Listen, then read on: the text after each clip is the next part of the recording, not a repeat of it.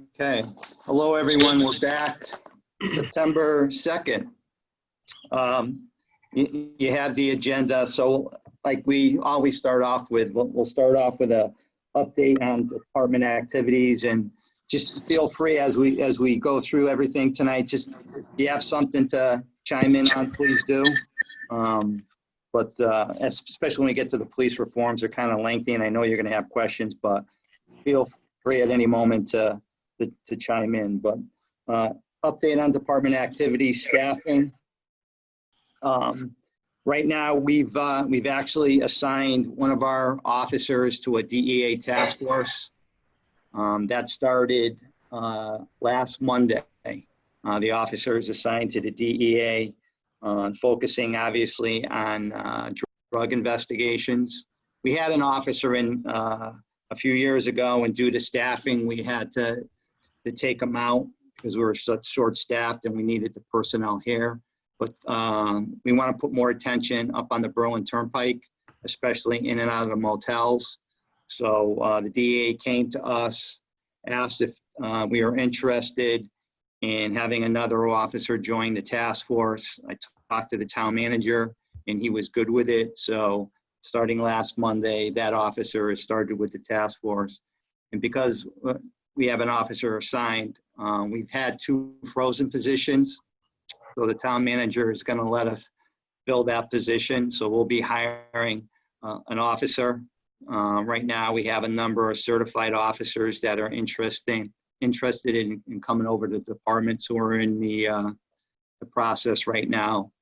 So hopefully within the next couple months, we'll have an officer. We still have a frozen officer position, a sergeant's position, and the evidence property officer position. So those positions are still frozen. As far as staffing, we look pretty good.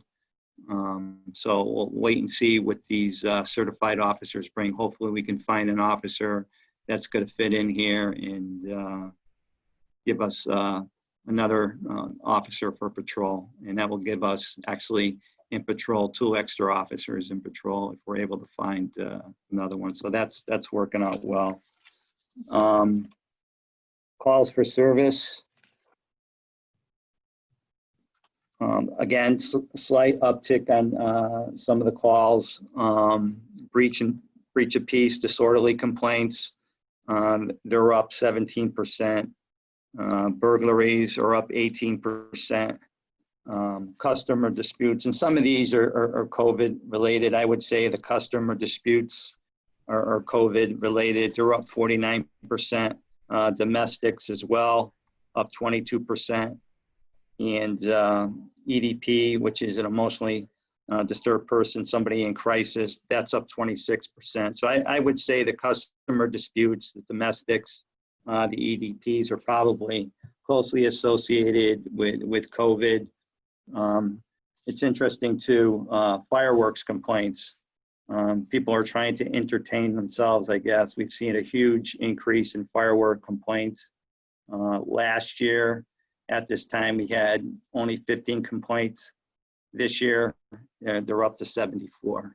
So, and I know there was an article, I think, in the newspaper about some of the fireworks complaints. So what's going on around the region is obviously happening here in Newington as well. Chief, better since July 4th or not? No, that's beginning January 1st. Okay.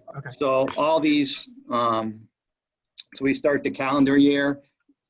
You know, it's the budget starts the fiscal year. So the budget for the department starts July 1st and then ends June 30th. So, and then the calls for service that we keep and monitor, that's the calendar year. So, yeah. You know, we have the budget year for the fiscal year and then, you know, the calendar year. But all these statistics here are all beginning January 1st.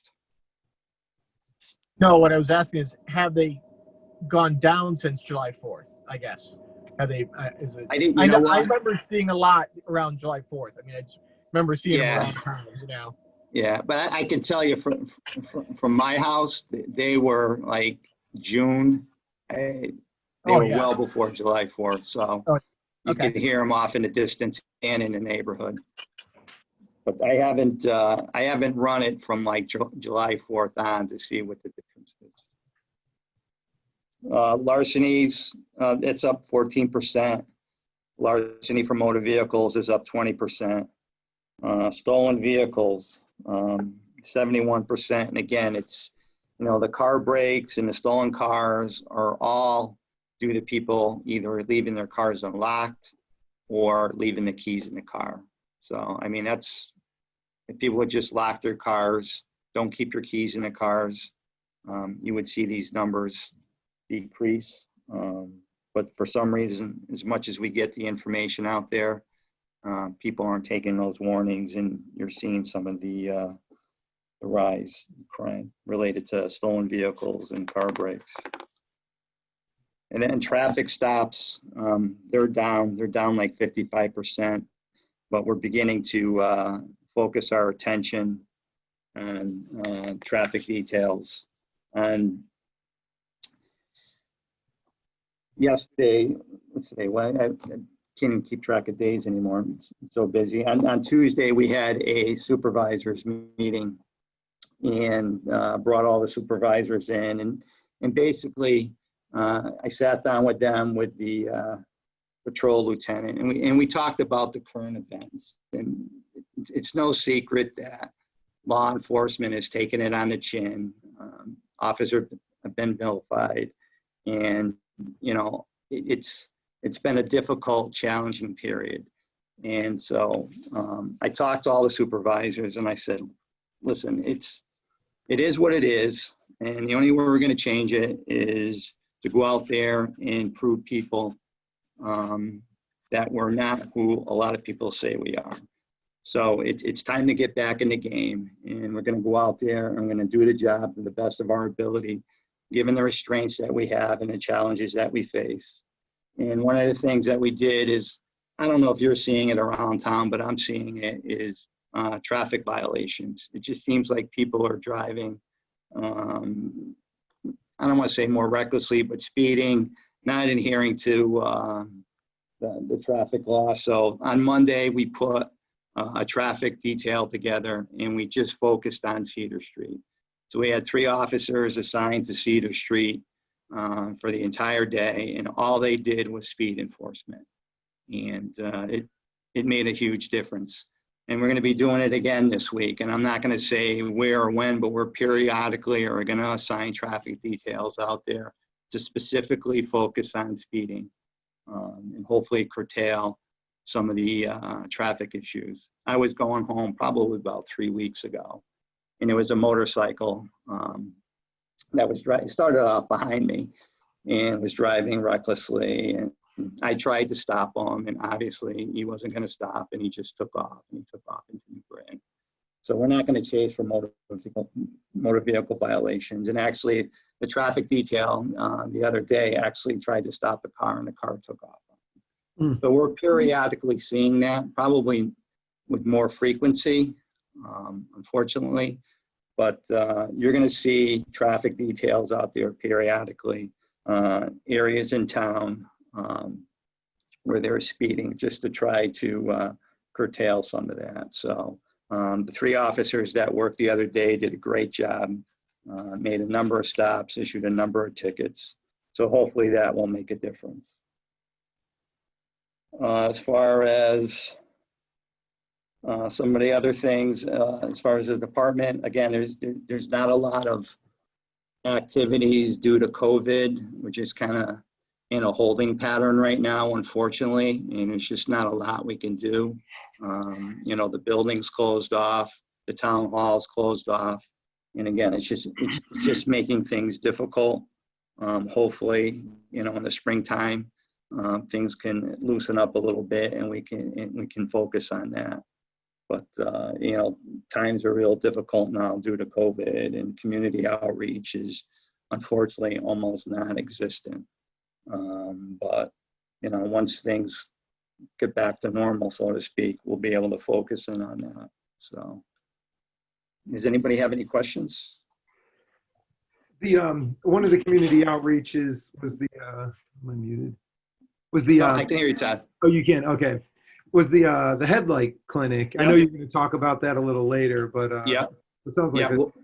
something positive to get. Yeah, and I think we could do that in a way where we can do it safely. Yeah. You know, it's not close contact, you know, coming into the building, you know, like National Night Out where everybody's in small groups and eating and things like that. You know, the Citizens Academy, all that is really, you know, people are coming in, everybody's in close proximity, and it just makes it difficult. I think that we can, you know, with social distancing and a few safety precautions, I think we could do that relatively safely. But I mean, we can certainly talk a little bit more about that when we get there. But you know, like I said, it's just difficult. It's just it's frustrating. It's difficult just given the circumstances that we're faced with. But you know, hopefully in the near future, things will get back to some normalcy with COVID, and we can focus in on that. Anybody else? Good. Okay, I'll get into the police reforms. They're kind of lengthy, but feel free if you have a question or you need some clarification or you have some input of what your feelings are, you know, certainly speak up. There's a number of them. I tried to hit the highlights. There's, you know, some management type reforms and things that do with post down at the academy, but I'll try to stick to the ones that I think you'd be interested in. And the first one is a behavioral health assessment for police officers. So essentially what that reform is, it requires police officers to receive a behavioral health assessment at least every 5 years.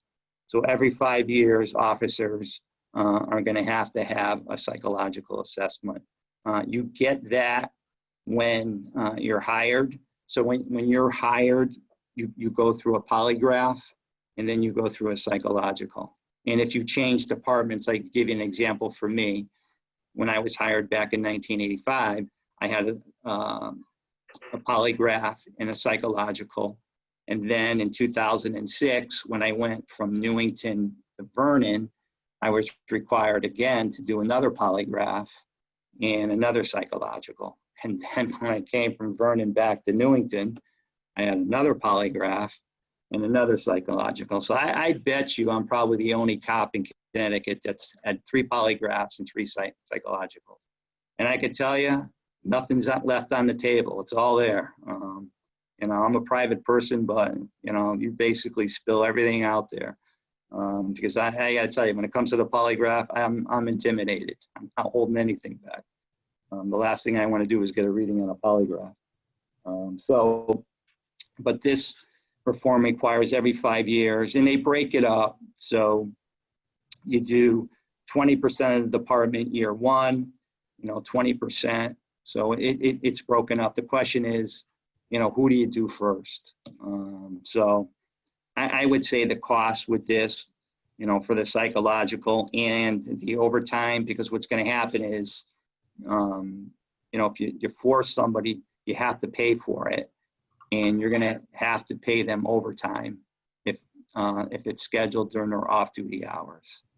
So I just don't know, you know, how many people are certified to do this in Connecticut. There's going to be a backlog because obviously every police officer in Connecticut, there's a lot of police officers that are going to have to go through this. So I don't know what the criteria is and who's able to provide these assessments, the number of people that are available. So that's all going to work out in the wash, so to speak, down the road. And I'm sure we'll get a list of people that are certified to provide that assessment. So drug testing requires police officers to pass a urinalysis drug test as a part of the condition of renewal for officer certification. So officers, including myself, go to research training every 3 years. So every 3 years, you will have to do a drug test, and a drug test will screen for controlled substances, including steroids. So, I mean, really. I mean, the town already does that for CDL. So Public Works employees, Park and Rec employees, they already do a drug screen as part of their CDL. So again, there'll be a cost there as part of the certification. So that will base, and we break it up in thirds. So a third of the department goes, and then another third, because it's every 3 years. And pretty much it's 40 hours of research. So they're gone for the week as part of their research training. That happens every 3 years? Yeah, so every 3 years you have to go to research, and there's a number of what we call mandatory training, like domestic violence, sexual assault, bias-based policing. So there's mandatories classes in that certification that have been in statute that you have to go to. So that's built into that. The officers are sent for the entire week, so they're gone for the week. The chiefs, they do us, instead of going for the week, they break it up once a month. So we go for that 40 hours on a monthly basis, which it works out good. It's tough for me to be gone for a week. It's not easier to be gone just once a month, but the officers are gone for the entire week. And that's above the EMR training, because we're first responders. We have to send them to the emergency medical responder training. So that's above, in addition to that. The implicit bias training for police officers, obviously that would be built into the research. I can tell you the whole department here was trained in that class. I want to say about 3 years ago. We had the entire department trained in implicit bias. So that's going to be built into the certification, the recertification. Reports on recruiting minority police officers establishes a new reporting requirement and expands an existing one to include information on efforts to recruit, retain, and promote minority police officers. So that's in there. So we'll have to report on our activities. Over the last 3 years, on an annual basis, when we hire, I post an ad in National Minority Update. It's a quarterly publication that targets minority candidates for employment. So we do that when we're looking to hire. So we post an ad there, and that's, basically geared towards minority candidates. And we did the last recruitment. I don't know if you saw, we did the billboard on Route 9 by Central, the electronic billboard. We did that for a month. So, but we'll have to establish a report on what our activities are. The next one is badge and name tag identification requirement. I mean, that's a given. We have that in our policy, that if somebody asks you for your name and badge number, you have to provide that. But this goes a little further, that, you have to have the badge and the name. I mean, we already have that on our uniforms. On our soft, like if you can see what I'm wearing now, I'm wearing a polo shirt, and I have our patch logo here. I don't know, is that a requirement where I'd have to put my name here? It's kind of a, I don't want to say undercover, but it's kind of like a dress down. So I don't know if that would mean that we would have to put the officer's name on the polo shirt. It's something we'd have to find out. Establishing civilian review boards allows each town to establish a civilian police review board by ordinance. You just create an ordinance. I don't know of any plans here to do that.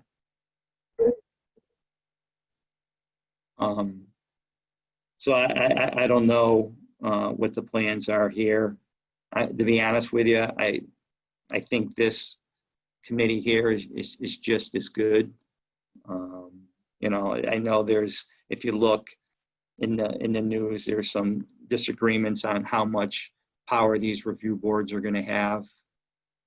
So we'll have to wait and see. I mean, so far, I think I said it last time, we haven't had any more. We've had 4 citizen complaints so far this year.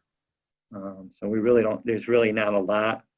But I think, if you look at, our committee's starting to get some traction. I think this is just as good. I mean, obviously, if you needed something or want to know something, I would provide you with that information. So we'll have to wait and see. Feasibility and impact of social workers responding to certain police calls. It's interesting, my old neighbor is a social worker, and he's the president, I can't think of the name of the Connecticut Social Workers Association, something along those lines. And he called me last week and wanted some information and, you know, reaching out. So he was going to contact the Connecticut Police Chiefs Association. But to be honest with you, I don't think it's a bad idea. It's just how much you're going to be involved is the question. Most of the time when we get called, there's usually a heightened risk. And so if they do come with us, obviously we would have to, I'm not just going to send one officer and a social worker. There would be 2 officers the way we send now, but as far as having them work side by side, I mean, we've used them in the past when we've called them out to the scene. We had a SIDS death a number of years ago, and we called upstairs Human Services, and they sent a couple social workers out. So right now, if we have them, we use them. One of the things that I was really big on when I got here is crisis intervention training, CIT officers. So we have right now, we have 15 officers trained in CIT. And some of them actually, when they went to the class, they went with some of the social workers upstairs in Human Services. So you build that bond. So, you know, I think it's something we do here now. We have a good relationship with our Human Services. You know, Carol calls and, you know, we go back and forth. So I would support it in the sense we just got to figure out how they're gonna, you know, work with us and the calls they're gonna come in on. And, you know, the biggest thing is going to be safety, their safety. It's like I said, sometimes we go to situations where there's a heightened risk, you know, possible suicide armed with a weapon. So you got to be aware that you're bringing a civilian in, and obviously you got to take steps to protect them. So that's something that we'll start working on, and we'll be in contact with the state association as well as here locally. Body cams and dash cams. So we already have dash cams. We have 12. Those have been operational since 2016. We've had them, but we just bought a whole new group. I can remember being years ago when I was a sergeant, we had the old in-car cameras where they were old tapes that you had to put in the box. But the new ones that we have now been in existence since 2016. They're good because it's an automatic download. You just pull into the police department and automatically downloads. So the camera's in the car, and then there's a remote audio. So when the officers leave the car, even though it's not capturing the video, it's still recording the audio. So a number of times when officers are talking to people and things might be escalating, they'll activate the audio to record.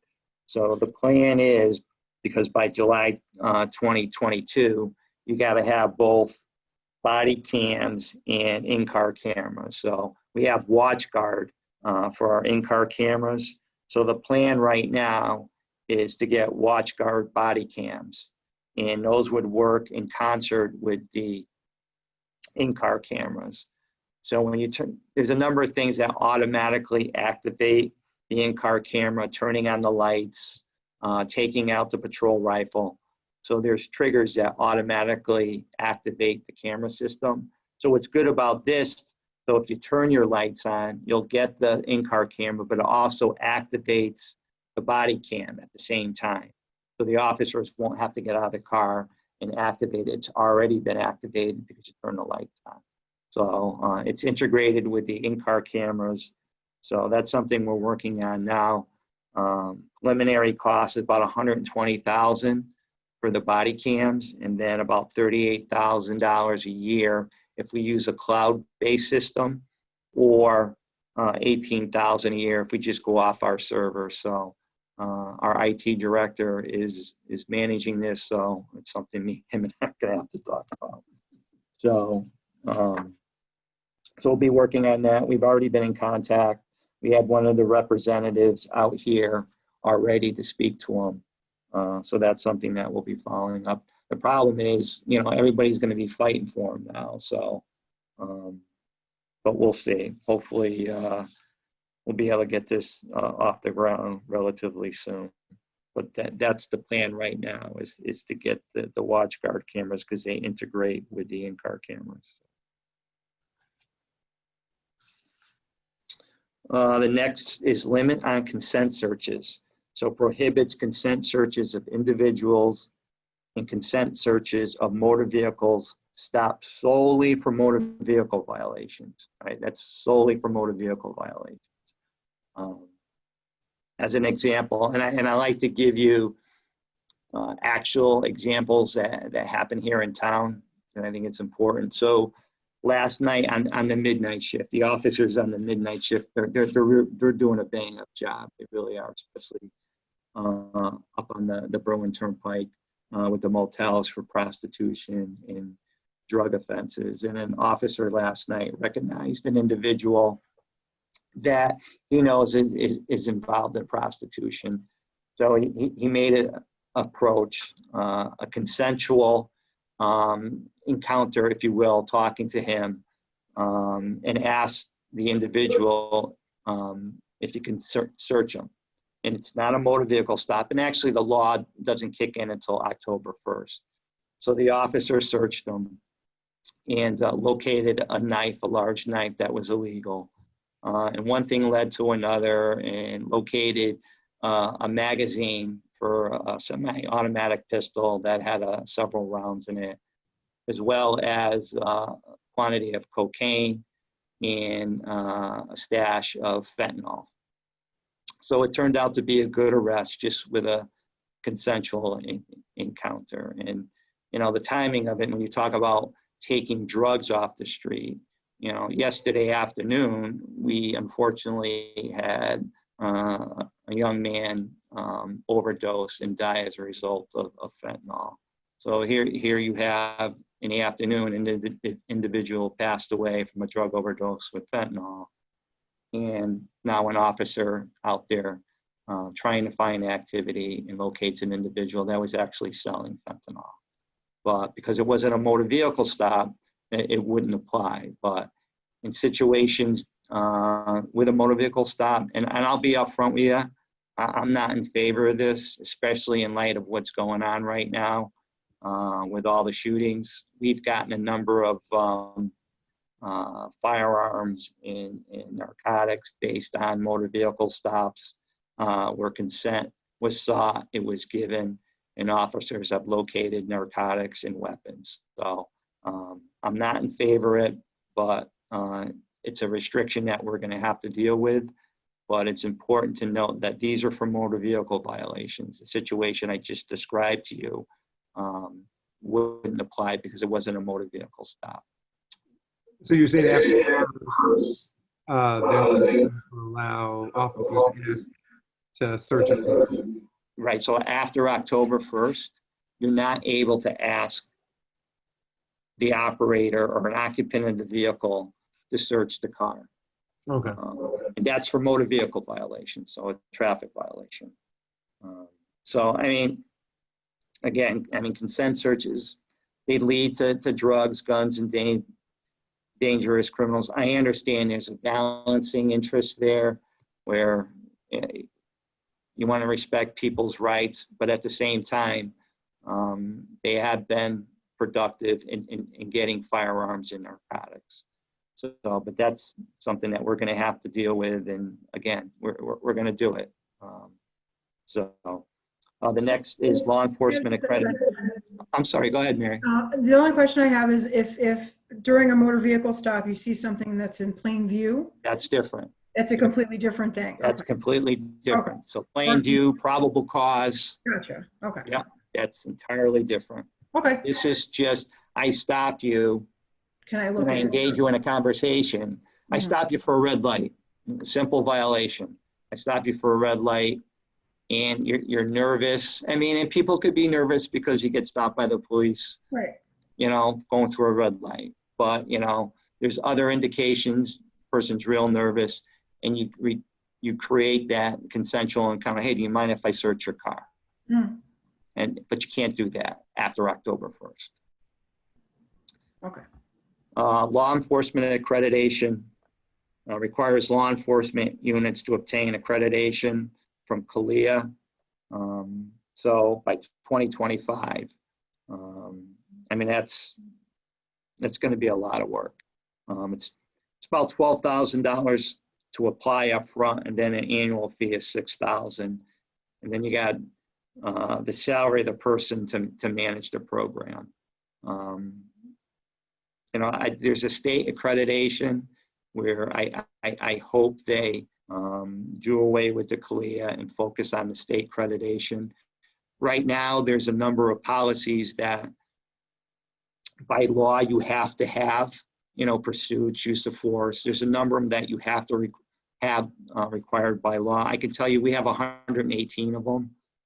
We just, within the last year and a half, just had all our policies. I mean, we look at them and update them annually, but we had a real, we took our policies and we really went through all of them. Some of the high liability policies we had looked at by an attorney who specializes in law enforcement practices, just to make sure they were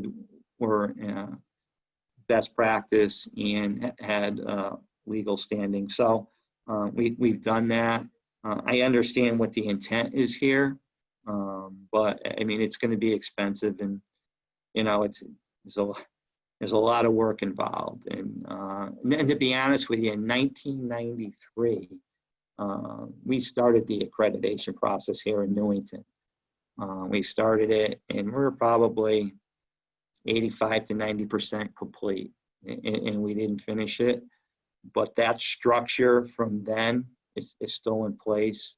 And we've added a number of policies recently to make sure that, you know, when there are issues, that we have policies in place, that officers have a guide that to assist them. So we're very good about looking at that and keeping our policies up to date. And like I said, there's a number of policies that we have to have by the state, but I'm hoping that, you know, the state has accreditation, that they'll require us to have the state rather than CALEA, because I mean, it's going to be expensive down the road, and it's a lot of work. And, you know, and not that we're trying to, you know, not do the work. I mean, we do it now. We have a number of things that we do that are associated with the standards for accreditation, but we'll see how this plays out. But, you know, our policies are sound, they're good.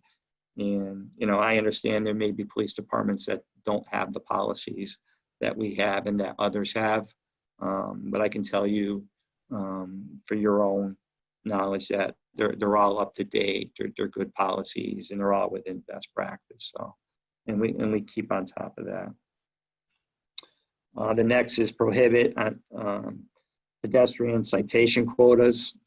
To be honest with you, we don't do a lot with pedestrian stops. We're not a city, so we're not, you know, quotas are illegal anyways. You can't have traffic quotas. You can't tell officers, you know, you got to go out there today and stop 15 cars.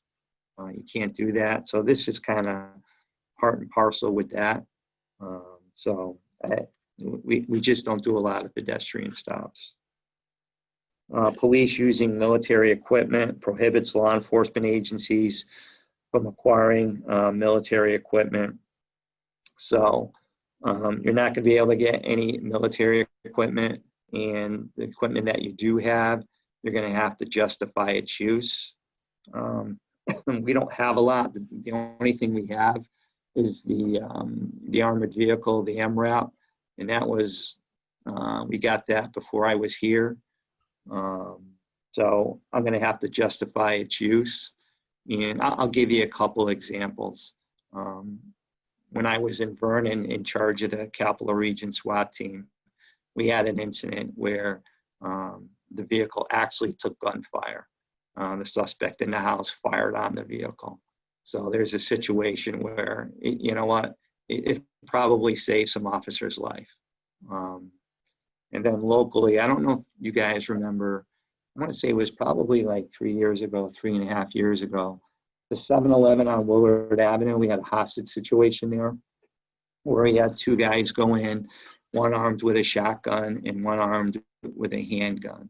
And they had taken we had actually got an alarm there. And the first officer to arrive basically walked in on the middle of a robbery. And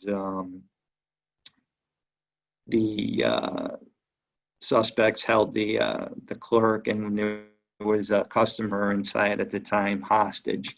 And one of them actually used the clerk almost like a human shield to get the officer to back out and to go out of the store. So we surrounded the store and tried to establish contact. And long story short, we had the Bearcat, which is an armored vehicle. And when I got there, I was given what was going on in a situation. So I told the lieutenant that was in charge. I said, listen, grab the Bearcat, take the Bearcat, and I want you to drive it right up to the front door, like within an inch of the front door, for 2 reasons. One, to try to see what's going on inside, and to get the lay of the land, so you can see what you might be faced with if we have to do an emergency entry to rescue the 2 hostages. And the other thing, there's the intimidation factor. I want them to know what's going on out here and see what they're faced with. So they did it. They put it within like 2 inches and was there for a little bit. I had them back it off, and within 10 minutes, they came out waving a white flag. So I understand what the intent is. And it's not the equipment, it's the inappropriate use of the equipment. And I think, when you look at that, you can't use it. There are times in a place that it's needed, and it's going to save lives. It's just, it just can't be used inappropriately. So again, it's not the equipment, it's the use. One of the things they say that you can't acquire is silencers. Well, the public can acquire silencers. I'd say probably a half dozen times a year, I get something from the ATF on local residents that have acquired a silencer. So, legally, a citizen could acquire a silencer, but I can't get a silencer through the military. So it just doesn't make sense to me. But again, my position and my feeling is I understand what they're trying to do, but it's not the equipment, it's the use. So regulate the use, not the equipment. Civil cause of action against police officers. That was the big qualified immunity, where they had talked about eliminating qualified immunity for police officers. And, qualified immunity, it doesn't protect officers from reckless, negligent, criminal conduct. It doesn't. I mean, you got to qualify for it. And if your actions are so egregious and outside, the norm, then you're not going to qualify. It's not a given. And there have been instances where officers haven't qualified for qualified immunity. And again, it's not occupation specific. Qualified immunity is for government employees. So it's not just police officers, it's firemen, it's teachers, public works employees, government employees. It's not just police officers. And there was a lot of discussions about eliminating qualified immunity, and it had a lot of, myself included, a number of us were very concerned about it. And, running the risk of losing your personal assets if you make a good faith mistake. And so I was bothered, and there was, and I'm a little bothered over the fact that there was so much talk about eliminating, and essentially it's like the legislators walked us up to the end of the cliff and say, we're throwing you over when it comes to qualified immunity. And then you got everybody all anxious and concerned about it, and then at the last minute you pull back. And I don't think that's right. You don't do that. But they eliminated that, repealing the qualified immunity. So they added another cause of action.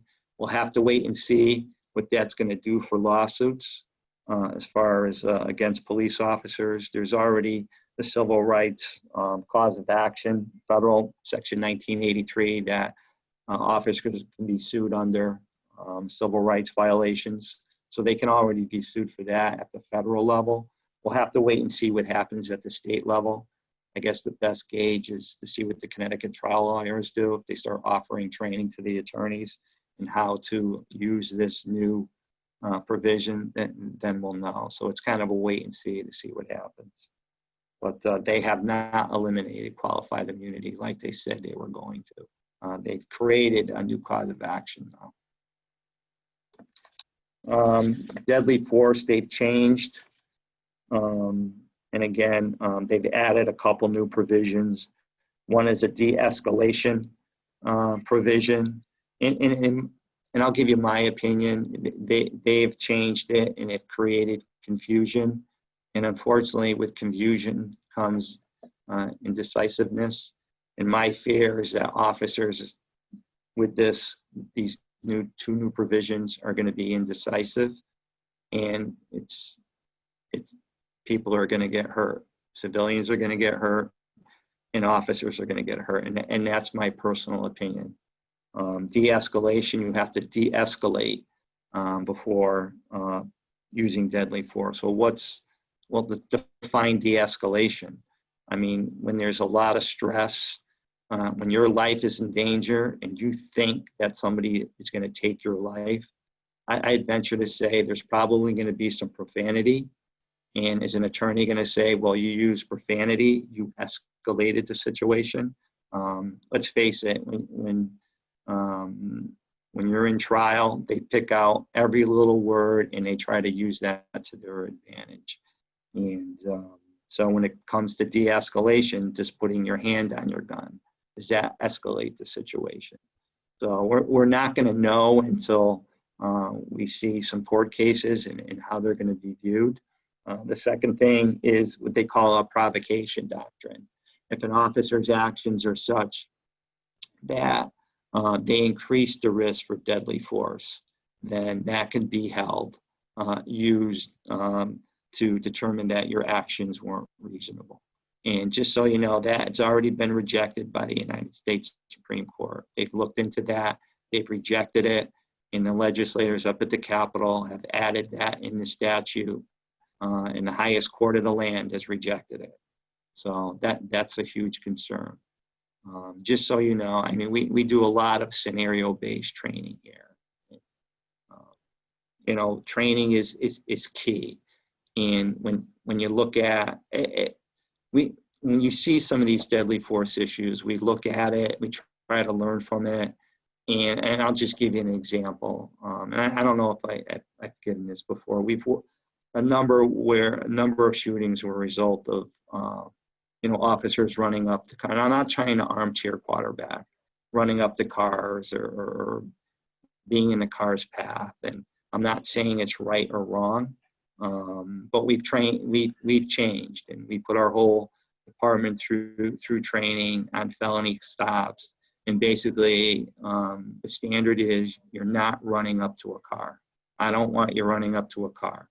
You have a police car. It provides you cover. When it comes to using force, deadly force, there's three things: time, distance, cover. Those are your friends. The more time that you can create, the more distance you can create.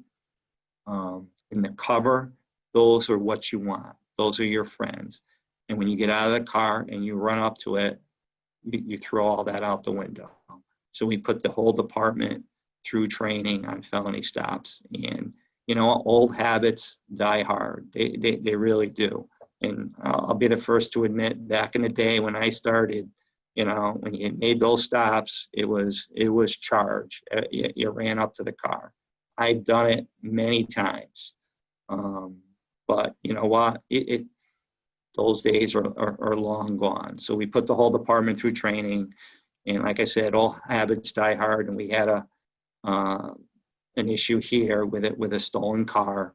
And the officers, it's just, that's what they do.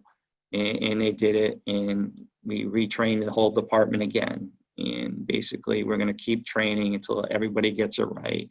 And, it's like playing sports. You get in a game situation at practice, and you practice it until it becomes second nature. So when you're in that game situation, you don't got to think about it. You practice it. You know what you got to do. You have that confidence. It's all there. And that's what scenario-based training is try to make it realistic. So it becomes, instinctive. You don't think about it. And when you think about a police department, what's a police department? It's a team. The way you succeed is having the best players. I mean, you're going to win games when you have good players. You're going to win games when you have a good manager that knows how to manage the players and get the best out of them and put them in the right position at the right spot. You're going to win games when you practice, when you train, and that training is realistic and it's done in a way where, it becomes second nature. And that's kind of what we do here when it comes to training. So we'll see how that works out. I know there may be some legal challenges. There's been a lot of talk of that, but we'll wait and find out. But because this law goes into effect, now we have to retrain the whole department, the entire department on these standards. So it's going to take some time, and it's going to take some repetitive training. I mean, we're talking about clearly established law that's been in place for 30, 35 years now. So it's going to require a whole new mindset, a whole new way to train. So we're working on that right now as we speak, with the anticipation of the law changing. But it's going to take a lot of time and effort to get that mindset. So it's, the way the law is written. So Chief, I'm confused. So if the highest court in the land rejected the law, how can the legislatures then put that into law? That doesn't make any sense to me. Right. The highest court didn't reject the law. They rejected the argument. It was actually an argument, Mendez, I forget, was from California, where they introduced that provocation doctrine. And the U.S. Supreme Court basically said you can't, it's not a factor. They're dynamic situations. They're difficult. And we don't want to create indecisiveness. And if we create indecisiveness, people may get hurt. But the legislature of the state of Connecticut doesn't feel the same way. They feel that indecisiveness, because most of them or all of them don't wear a badge, is okay. Right, and I can't speak to that. That you'd have to ask them. I don't know. I tried to ask. Yeah. I can't get any answers out of the two gentlemen, for lack of a better word, that represent this district. They can't be bothered to get back to anybody. So I have a meeting. I was supposed to have it today with our state rep Gary Turco, and the building is shut down. We can't have anybody in the building. There's a new directive. So he's going to be calling me tomorrow at 11. So one of the topics of conversation that I'm going to have with him is this. So he'll be aware of what my concerns are. I know there's talk of a special session, I believe, maybe this month, to maybe revisit some of these things. So I'll find out more tomorrow when I talk to him. But one of the things that, out of everything here, to be honest with you, the one reform that concerns me the most is the change in the use of deadly force. And I understand where people are coming from, the concerns that they have, but it's training. Training is key. It's getting qualified people, good people that are properly trained. You can't legislate your way out of a problem. You can't. It's not going to happen. You know, it's making sure we have the right people that are given the right training. That's going to make the biggest difference. Because if you look at where the issues are, why are people so upset? It's the application of deadly force. And I'm not going to get into the legal standards and, you know, what's right, what's wrong, and, you know, give my opinion on some of the incidents that took place out there, because I don't know all the facts. I'm not going to comment on something without having all the facts. But I think what's most important for me in terms of police reform and when it comes to the use of deadly force is obviously you don't want to use it. Fortunately, I was never put in a situation. I shouldn't say I was never put in. I've had my gun out. I've had it pointed out to people, and I can tell you in 35 years there were 2 incidents where I came close, but I didn't, and it worked out. But again, it's having good people with good training. So we'll see where this goes, and but I understand where people are so upset when you see what's going on around the country. You know, I think a lot of it revolves around the application of deadly force, where people think it's unjust. And I'll be the first to tell you, I've seen some that I just shake my head and say, you know, why did they do that? But there's others that I've seen that, you know what, I don't know the whole story, and it's hard to comment on something that when you don't know the whole story. And, you know, I look at things here and I want to know the facts and what the mindset and what happened before I pass judgment. But again, I've seen some where you shake your head and you just say, why? And so we'll see. But the bottom line is this: it has to be something that we can all agree on, that makes us feel safe, that makes the public feel safe, and makes the police officers feel safe. And I'll add this: with all the protests going on, you know, it's easy to yell, to shout, hold up signs, and you know what? That's the easy part, and the hard part is really sitting down and having conversations with people where, you know what, I understand where you're coming from. Tell me what's on your mind. Tell me how you're feeling, why you're feeling the way you do. And you sit down and you have a one-on-one conversation or conversation in small groups where people can just talk and learn about what people's experiences were and why you feel the way you feel. So we can help get this to a point where it's something that we all feel comfortable with. The public feels comfortable with it. The officers feel comfortable with it. But again, my opinion is you're not going to legislate your way out of a problem. And I think that's what they're trying to do to some degree. And I understand, you know, they're trying to do the best they can in a difficult situation. But we'll have to see where this plays out. But I believe that there's a way where we can get to a place where everybody feels comfortable with what the law is and how police officers are responding in those types of situations. And I'm being an optimist. I'm an optimist. I always am. There's no other alternative. You gotta find a way. You have to. It's just, this can't keep going on the way, you know, the protests and how people are feeling and officers. There's got to be a way to resolve this, and I'm hopeful and I'm optimistic that at some point we're going to find it, because there's no other alternative. It has to be done. So. Yeah, I'm in agreement with you. Like, conversations, being able to figure out, like, okay, how can we resolve this is really, like, that's where it needs to go.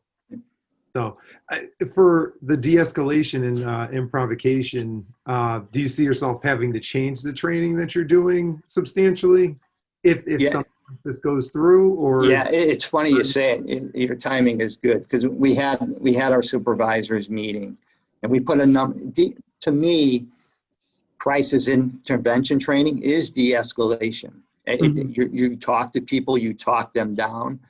So we have 15 officers trained now, and we've done de-escalation training. Our goal is to get the entire patrol force trained in CIT. It's a lofty goal, but I think, all things considered, with what we're dealing with now, I think it's the right thing to do. And the patrol commander and I had talked yesterday during the meeting, and that's our goal. And you know what it is now we're being inundated with, de-escalation training. And, you got to look at who these people are that are providing the training. What credentials do they have? It's like when COVID came, I was getting inundated with emails about COVID and what you can do to protect yourself. And, now we're seeing all, we provide de-escalation training. Well, who are you? What's your credentials? Just because you say you provide it, it's a money-making venture. You got to be careful with what you sign on to, because you don't know what their backgrounds are and what credentials they have. But in our mind, we think that CIT training is basically de-escalation training and then some, because that's what you're trained to do. You're trained to deal with people in crisis, to talk them down, and that's pretty much what de-escalation is. So that's our game plan right now. And not to say that if we find a good training program for a day or two or whatever it is for de-escalation, we'll take advantage of it. But really what our goal now is to get everybody in patrol trained in CIT.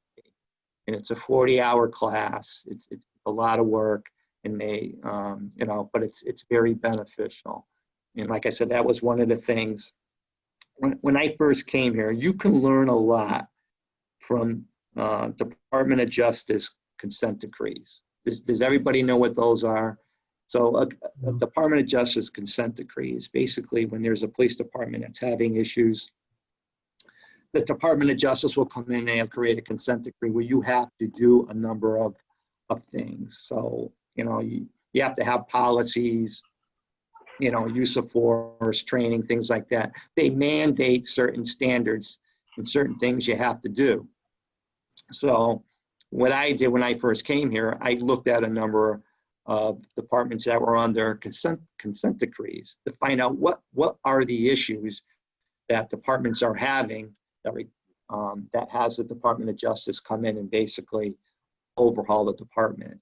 And there's three things. Or actually four: use of force, search and seizure, racial profiling, and people in crisis. Those four things really stood out to me. So that's kind of where my focus was when I came here as chief. And, we really got big on CIT. And so we're going to continue that and try to get the whole department trained in CIT. Excellent. Chief. Yes. Two things. One, session is probably September 30th, is what I've been told. Okay. It was supposed to be next week, but they pushed it as of yesterday. Okay.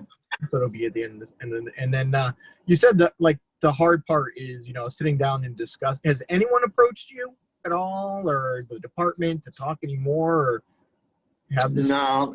No. You know what? I'll be honest with you. The most conversations, I got to tell you, the best conversation I had was right after the protest on August 4th. When was the protest in this? It was the beginning of August. The 5th. Yeah, and talking to some folks after. That was, out of all the conversations since then, looking back, those just a few individuals that I had spoken with were probably the best conversations I've had, without a doubt. So we'll see. But I'm an optimist. I'm hopeful to me, there's no alternative. You got to find a way somehow, some way. You got to reach down deep and we got to figure it out because we can't keep going the way we're going. You can't. You look at what's going on. There's been a number of shootings. People aren't even safe in their house anymore. It's got to stop. And the only way you're going to do that is you got to establish that trust again, because the police can't do it by themselves. You got to have the community support. If you don't have the community support, you're just spinning your wheels. You really are. And, we're blessed here where we have a tremendous amount of community support.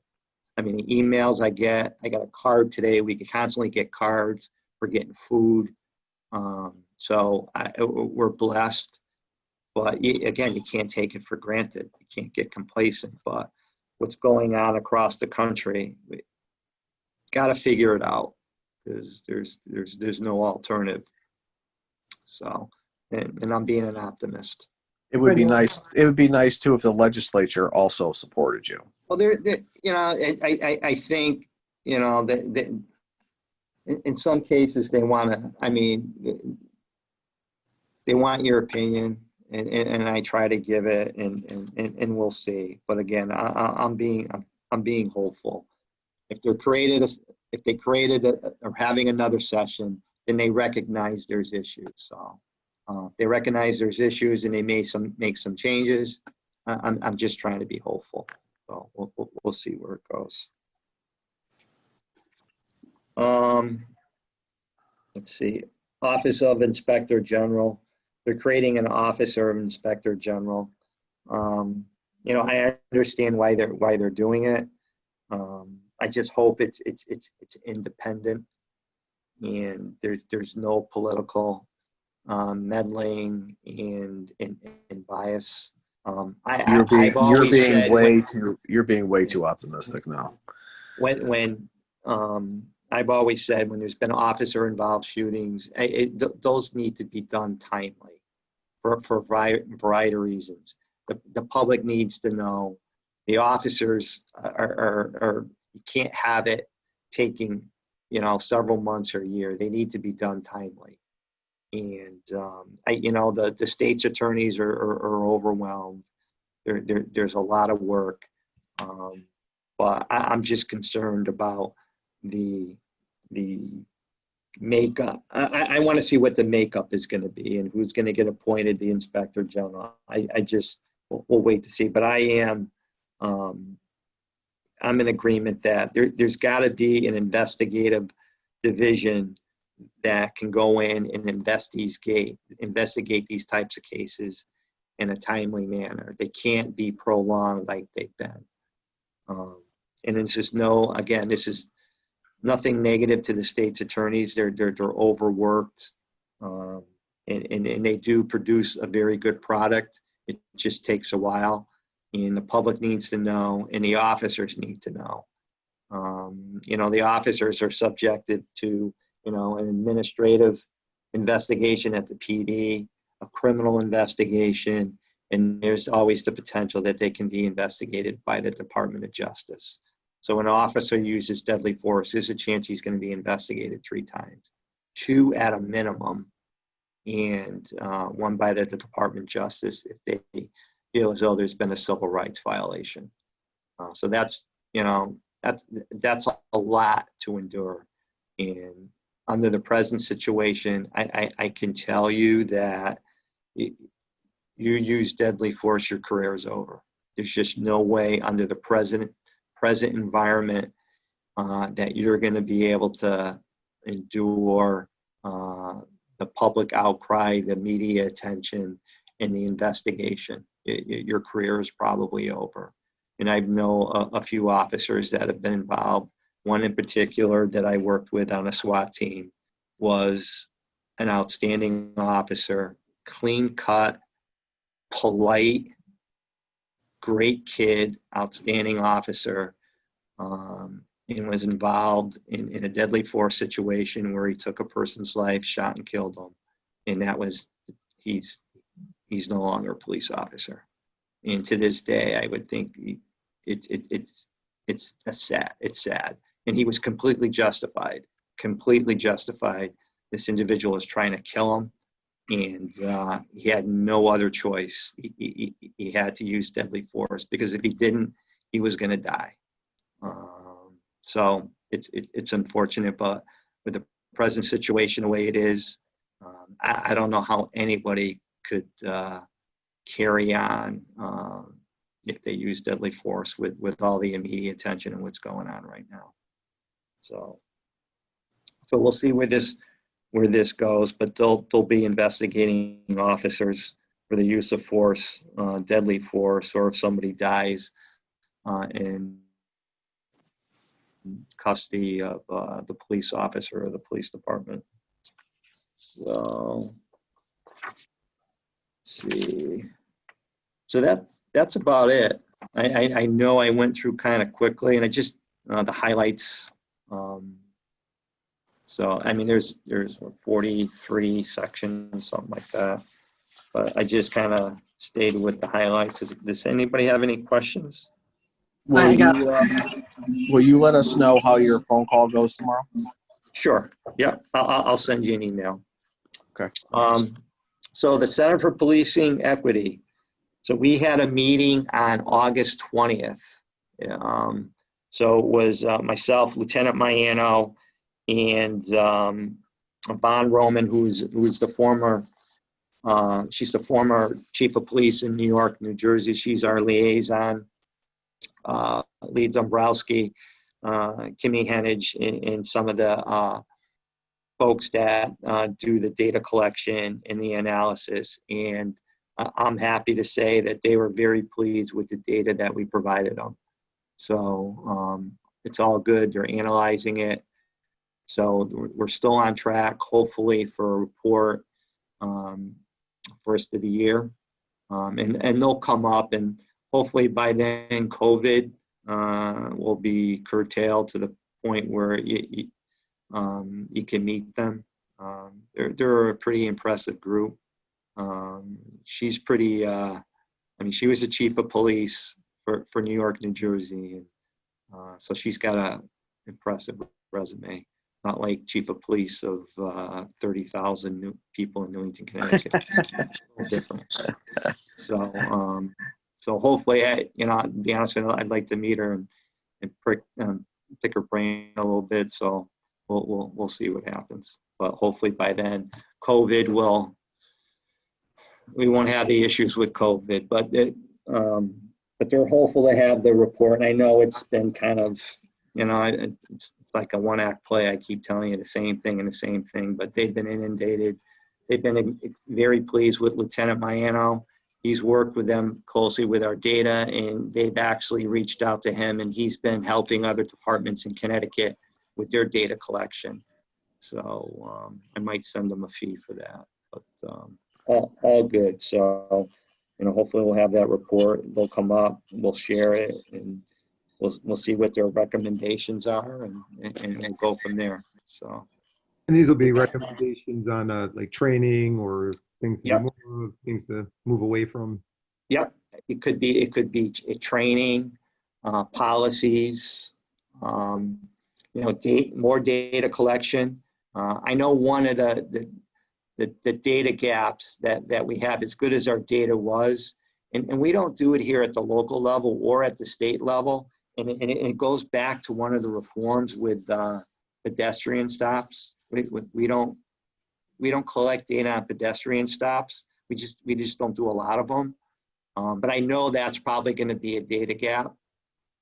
So we'll have to do that. But we don't collect that locally here, and the state doesn't require us to do that. So I don't know if down the road they're going to have us do that. But again, we don't do a lot of them. So that may be one thing. But yeah, we'll take those recommendations. And we'll see what they have to say, about the department in general, on how they think it's operating, how they think it's being managed.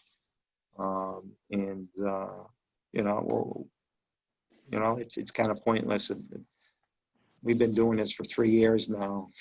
I want to see the report. I'm anxious to see the report. because we've worked really hard on it and providing them the information. So I'll be honest, I'm kind of excited to, I'll be excited to see it when it comes out, just knowing how much work we've been doing on this, and they've been doing it too, and they are inundated. They're overwhelmed right now, given the present situation that, you know, across the country. A lot of departments are signing on, but I'm proud that, you know, we signed on in 2017. I mean, 3 years ago, well before we've gotten to the place that we are now. So that was 3 years ago that we signed on. So, you know, we didn't wait for something like this to happen. We did it on our own voluntarily. So, well, you know, I'll be excited when that comes out, because I want to see it. I really do. So, and we'll post it. I mean, you'll be the first ones to see it. We'll get it. Once I get it, I'll put it out there so you can see it. And then, you know, they'll be here, so they can talk about it. And if we need to, we'll call the media in. Hopefully by then, you know, they'll be able to come in the building, won't be in a lockdown, and they can share it too. So. Excellent. Anybody have any questions on that? Chief, I just want to let you know, I got contacted. I guess the link to the Zoom is incorrect online. You're kidding. The dial-in is correct, but the Zoom link goes to the economic development. Paul, you hear that? I do hear it, but we'll have to take this recording that we have on the Zoom recording, and then we'll publish it out on YouTube, so it's there as well. Okay, all right. Thanks, soccer man. I I can see somebody walking behind your car right now. I know, they're all over the place. Sorry. You better hope nobody calls the cops on you, like you're a suspicious vehicle. Well, I'm not going to consent into a search, so. There you go. Good one. Okay, the headlight clinic. So Jamie's been, she touched base with Turnpike, so they're very interested. So what we're going to have to do is we're going to have to call a meeting and try to set some parameters. Now, obviously, we want to target, I don't want people showing up with their Mercedes, their Audi, you know, to get a free headlight and a free tail light. Hey, hold on. Those things are expensive, man, on those foreign cars. Come on now. I know. They can afford to drive the car, they can pay for the headlight. So we got to try to figure out, so start thinking about, you know, the parameters. And Mary, you probably got the most information because you kind of researched it the most, and how they went about, did they provide vouchers? You know, it would be nice to have, you know, one day or a couple days where you guys could be there and we can be there, as like a group effort. But we just got to figure out a way, you know, how we're going to do it, where it's, you know, we're targeting the audience that we want. Right. And you know, how do we issue those vouchers, or, you know, because you're going to have to know, or we're going to have to know, you know, the make and model of the car for the light. It would be hard to just show up and say, you know what I mean? Or do they show up and we give the voucher and they come back at a later time to have the light fixed? We just got to figure that out. So I can reach out to the agency down in Florida that did this. I know from my memory serves me correctly, they had a certain dollar limit. So they were going to invest up to, I want to say it was $40. Okay. My thought with regard to the lights thing, just my husband is a mechanic, so I kind of have a background and understanding of it. A lot of the light bulbs that are in a lot of the vehicles are the same across models. How much does a light bulb cost? It can depend, you know, like Ken was saying, headlights are, if you're getting into the HIDs, those are $100 or more. Yeah, that's gonna be dealing with that. That's not something that we would be able to help with, but we could maybe offer, you know, a coupon, a voucher that would be towards the purchase of said item. if the Turnpike Motors or Turnpike Auto Body is doing this, there's an auto parts store that's right across the street. Right, So right. if you get them involved as well. I mean, you have the materials right there, so you Okay. wouldn't really have to know beforehand. I know, like for my husband, in his industry, they've got a room, parts room full of all the different kinds of bulbs. So you may be in a situation where you may pre-purchase a whole bunch of Yeah.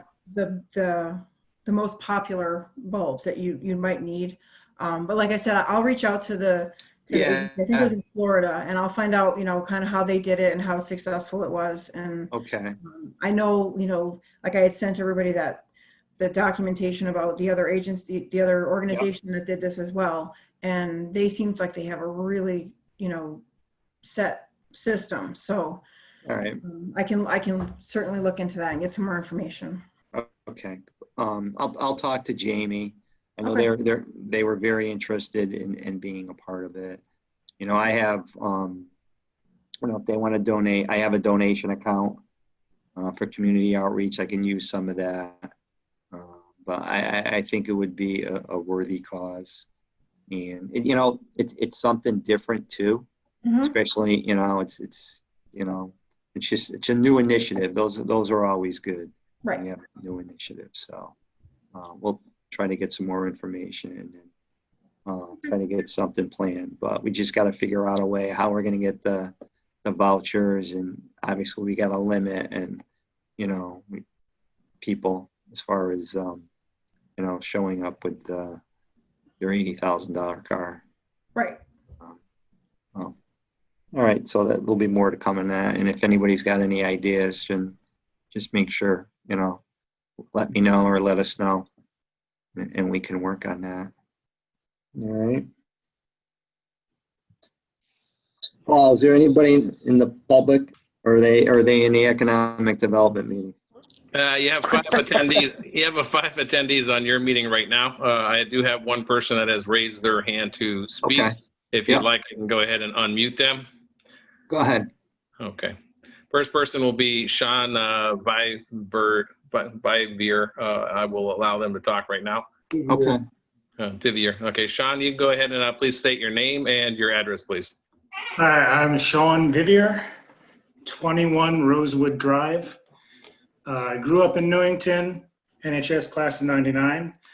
I recently bought a house here and moved back. I was just in time to be at the BLM protest. And Chief, I was very impressed with your handling of that. Your professionalism, all your officers' professionalism, especially towards the end, when you just had all your officers take a step back just to make absolutely sure there were no misunderstandings.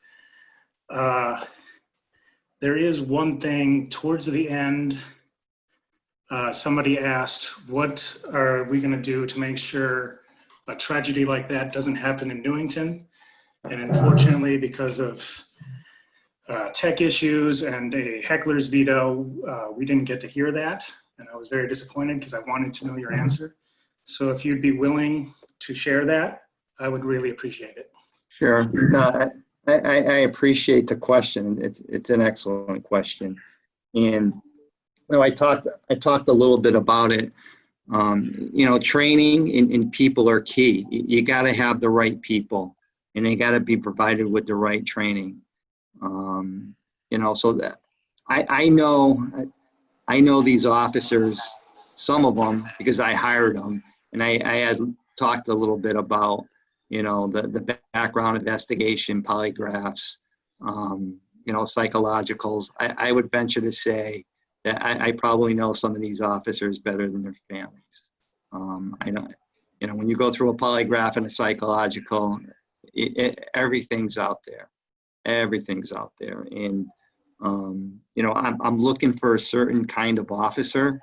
I passed on a lot of them. I want a certain kind that's gonna, fit into the department, fit into the community, and wants to work to our expectations. So, the first step is quality people. And I alluded to that a little earlier about, the team approach, having the best players. You have to have the best officers, and they have to be provided with the best training. They have to be closely supervised. Supervision is very important in accountability systems. And I can tell you that when officers have made a mistake here, they've owned up to it. You know, as a chief of police, I'm responsible to hold them accountable, and in some cases, discipline them. And I can tell you, in the 5 years I've been here, every single officer that's made a mistake, they've walked in here in my office, they accepted it, and they accepted the discipline with no union meddling or intervention. And in some cases have come into my office with no union representation on their own accord. So I am very confident that what happened in Minneapolis is not going to happen here. And again, it has to do with the people, the training, the accountability, and the supervision. And if I thought for 1 minute that person or any officer here would do something like that after they've been hired, then obviously I would work to have them dismissed. But I am confident. I sleep very securely at night knowing that what happened in Minneapolis would not happen here. And I don't know how much more I could say.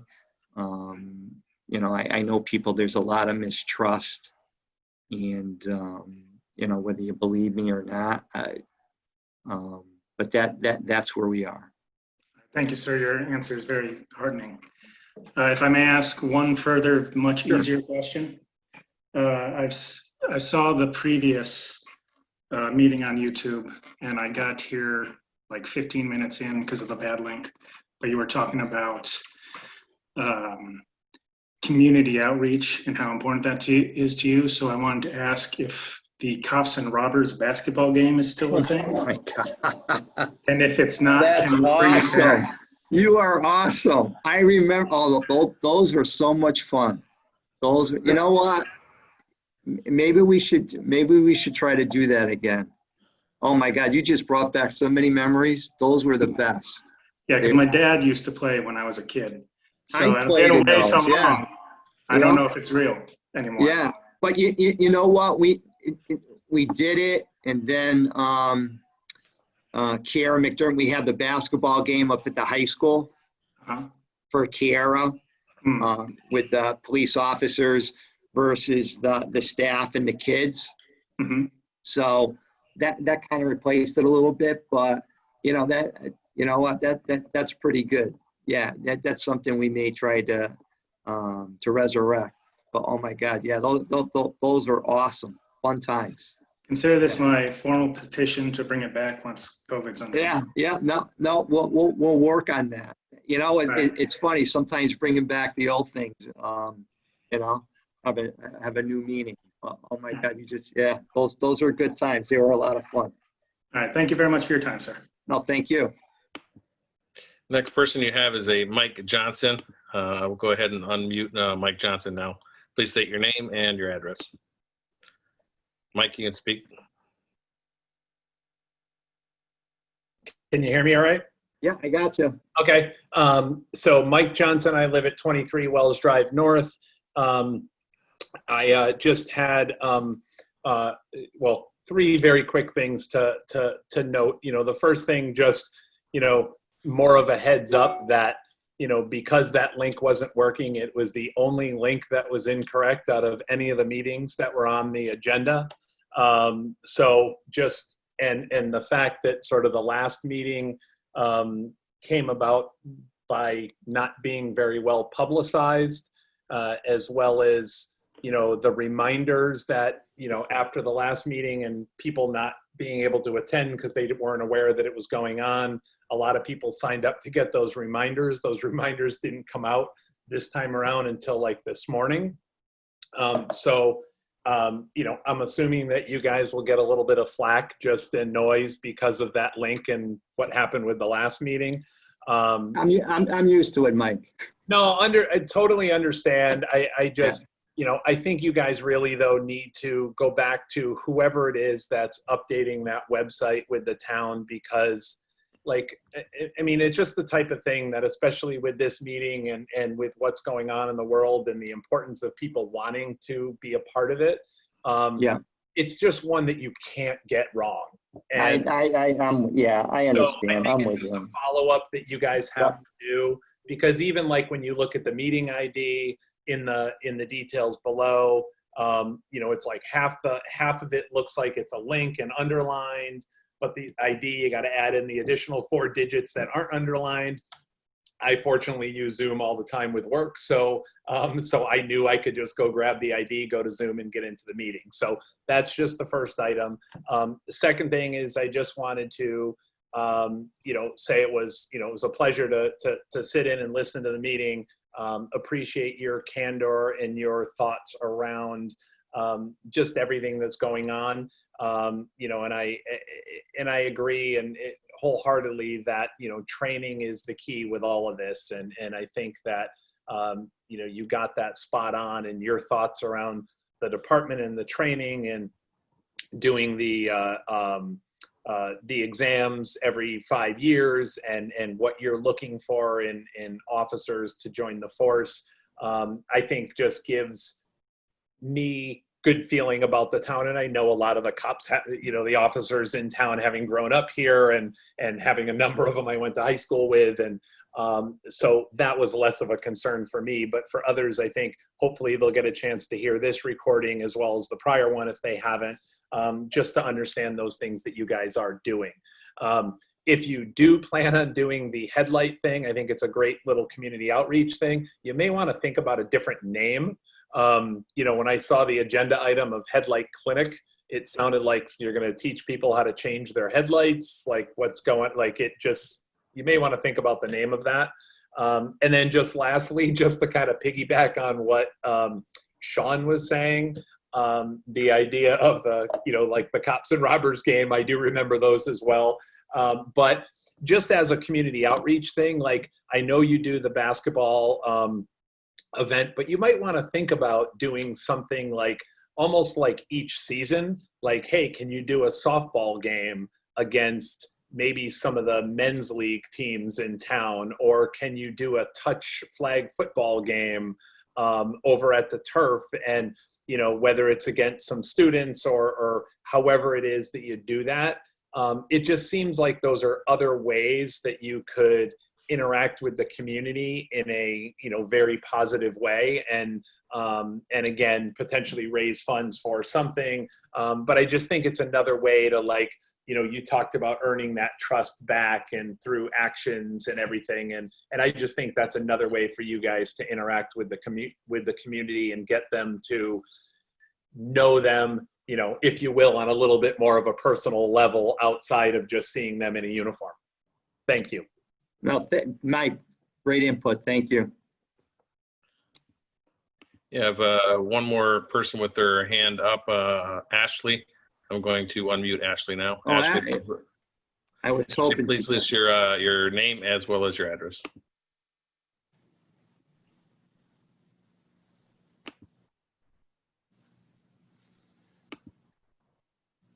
Ashley, you there?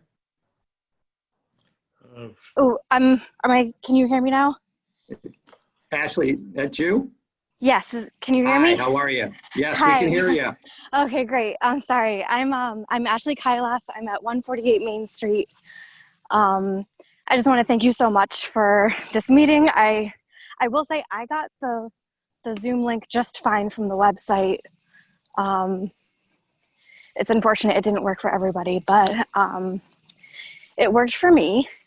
So I think I just want to echo some of the things that I think Steve and Mike said, and that you were saying as well, Chief. I think, you know, building trust in the community, but I think both ways, you know, from the officer standpoint to the community that they're serving, there should be trust there, and also trust between the community in the officers. I love the idea of some sort of sport game. We actually used to do one between teachers and students at my old school. that was super fun and really got the kids engaged with the teachers in a very different way than they're used to being engaged. So I think that's a great idea. I just want to, say I love your positivity. Don't lose that. I think it's so important to be proactive and be positive. I think a lot of towns think something like, some sort of tragedy would never happen in our town, but you can't really be sure if you're not being proactive. A lot of it is luck. And I am really heartened to hear some of the proactive things that you're doing with the department and trying to plan for the future as well. So that's it. I just wanted to say thank you so much. Thank you. And I'm glad I know we've been emailing back and forth, and I'm so happy that you were able to come to the meeting, and don't be surprised. I'll be in touch. Oh, good. I'm sorry. I emailed you back the other night. I really appreciate you reminding me. I know you got a lot going on. And, I do. I do. But I really appreciate you coming to the meeting, and I'll definitely be in touch. Great. I look forward to it. Okay. Thank you. Thank you. Chief, I got no more hands up right now. All your hands are down. Okay. Okay, now we move on to the member comment. Does anybody have anything? I'll let anybody else go first. No, Ty, you can go. Go ahead. I was going to, you had mentioned before one of your best conversations was after the protest, Chief. How would somebody go about, if I know somebody who would like to have a conversation with you, or like you myself, just reach out to you via email or? Yeah, have the easiest way is to get me by email, or you can call. But the number to get a hold of me here is 860-594-6201. Or Todd, you have my email. Yeah, so just forward my email to him, and he can call me or he can email me. We can't have anybody in the building, but I can certainly talk with them. Or to be honest with you, I mean, we can meet outside somewhere and have some discussions outside. With social distancing, we just can't have anybody in the building. Okay. But I would love to talk with that person. And then just to speak on like everything going on in the world and what was happening in Wisconsin with Jacob Blake, the need for something to connect the people to the police is bigger than ever. To be able to bridge that gap, to show that like all police are not the same, just as all people, right? So I'd love to conversate with you more on other ideas of creating initiatives or things to get people involved, or to get the police involved with people too. Right, and you know what, and that's really what we have to focus on, building that trust back and having initiatives and go out there and demonstrating to people that we're there for them. And at the same time too, we're seeing some issues with gun violence, so we have to address those as well. So there's a lot of challenges that we're facing right now. But the only way we're going to say, people got to work together. Support of the community is key. If you don't have the support of the community, then the job is challenging as it is. With no community support, it's even worse. So we'll find a way. We'll find a way. But having conversations is the key. Mm-hmm. Anybody else? I will go, Chief. So to the members who have been here from the beginning, Mary, I know that Pete's not here, Gloria, Robin, AJ, Allison. For those of you who don't know me very well, I was a member of not one, but two Citizens Academies that Chief Clark ran, one when he was a lieutenant and one when he was the chief. and I was a member of this council. I was also a member of the fire department in this town. Tonight, this is my last meeting for the PCC because as of yesterday, we put our house on the market, and my wife and I are moving to South Carolina. It pains me to leave this council because I love this council a lot. The chief and I have become friends, and it is hard for me to do that. But in the interest of me being 750 miles away, I don't think it's a good idea for me to. It'd be hard for me to continue. I hope that I can get the link. So when you do have meetings, Chief, I can just be one of the voices in the background, making public comments at the end type of thing and that. And it was an honor to serve on this. And any of the people who are still listening to this, if you want to do something for your community, do yourself a favor and try to get on this council because it will change your perspective on a lot of things. So I want to thank you, Chief Clark, for all of the work that you've done on this town over the years and for allowing me to be on this committee for how many years it's been. I don't even know, 3. I don't even know anymore. So, but thank you. Yeah. And thank you to the members, that had been on it before and that continue to be on it to help make that change. So I appreciate it. You were always at the meetings. You were very dedicated, and I thank you for that. And the fire department has a special heart or special place in my heart because I was a fireman for a while. My dad was on for years, so I thank you for your service on the fire department. It's it takes a lot of dedication and commitment, and you brought it to the fire department, and you brought it here to the Police Community Council. So I thank you for that. And I wish you well in your new chapter.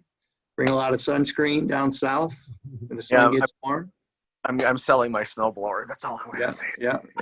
So enjoy this. Keep it. I don't want it. Anybody else? Yeah, just I got 2 questions real quick. We had a little bit of an incident on Robbins Ave. I think there was a drive-by. Yes. Anything on that? Yeah, there's nothing more I can report on that. All right. The Bureau's been investigating. I don't know if I talked, there was a home invasion a while back. They solved that. They made an arrest on that in the north end of town. There's another couple cases big cases that they moved forward and made an arrest on, but that's still ongoing. So I really don't have any more to offer regarding that. But, okay. And then just on the bill, I mean, I heard you talked a lot and you said there's a lot of budget implications. Are you worried about losing anything because of these budget implications? Or is it absorbed by the town? I can tell you that over the course of 3 to 5 years, if everything stays the way it is, we're probably looking at over the next 3 to 5 years, probably close to $400,000 after everything's all said and done. So I don't know. I know one of the conversations I have with the state rep tomorrow, Gary, is for the body worn cameras, the state's only offering 30% reimbursement. We need more than that. So I would like to see more reimbursement from the state. If you're mandating it, then, and if it's important to you, then you need to provide that money. When we bought the Incar cameras, they were about $100,000. So that was $100,000 that we spent. And then we have the annual maintenance. So what's going to happen is, we'll have the body cams, and then in another 4 years, we'll have, because you get to that service life, another 10 years or so, we're going to have to replace the in-car camera. So it's going to be this continual replacement in technology. And we know it's technology. You're a tech guy, it's expensive. Yep. So I'm hoping that, when my conversation that they look at reimbursing us. I think body cams are good. I mean, everybody's filming you out there. It's good to have that from the officer's perspective. And I believe it's going to help us more than it's going to hurt. It's going to demonstrate to the public that we are doing things the right way. And, to the trust issue, it hopefully will build some trust that people can see that we are doing things the right way. But you're going to have somebody manage that.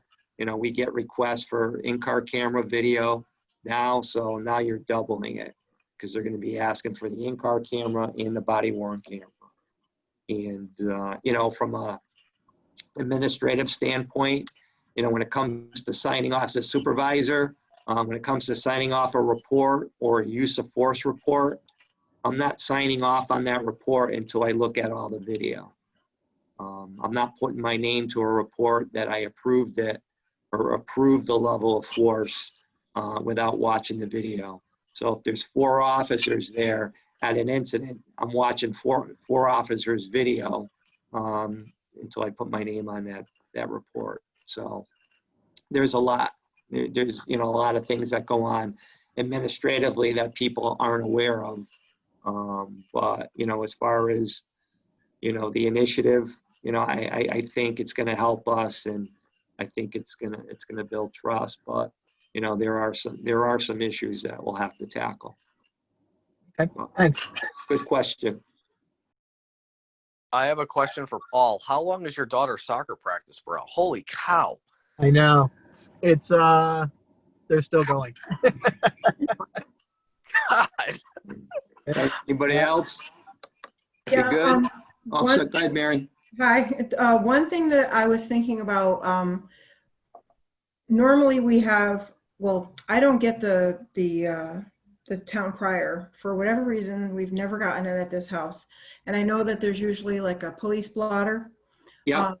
just for the arrests or calls for service. Is there any thought to putting that information on the website?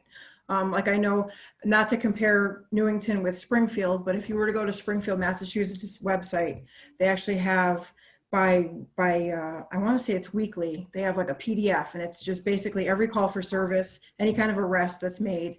Yeah. Is that something that we would be able to do? We can do that because we do daily press releases Mhm. on our, I shouldn't call them press release, the arrest log. Yep. So that's done daily out of records. Okay. So we issue that to, Channel 3, the Hartford Current, Right. all the news media outlets. So that goes out daily. Mhm. I'm sure we could try to load it onto the town website if people want to see it. I think it just might show, even though people say, oh, we're not seeing them, that, people are flying down my street and they're not catching anybody. If they can see, here's the log. These are all the stops, all the calls for service, not specific details or anything like that, but just the fact that you guys are actually out in the community performing these activities, even if you don't see it, Yeah, we should try to use the website a little bit more. It's hard. There's a lot going on, and having somebody dedicated, but it's something I'll research and take a look at. But we already do it's not the activity log. We do our arrest log. That goes out daily. Right. That gets issued from records daily. I think at a minimum we could do that. Doing all the calls, some of them have to be redacted. Like domestic violence, you can't, we can't provide the address for domestic violence calls because it's protected information. So there's certain things that we have to protect. Right. But it's something we'll take a look at. Okay. All right. Thanks. Anybody else? We Nope. good? That's it. Another almost 2-hour meeting. That's great. All right, so I'll be in touch for the clinic that remains nameless until we market a new strategy.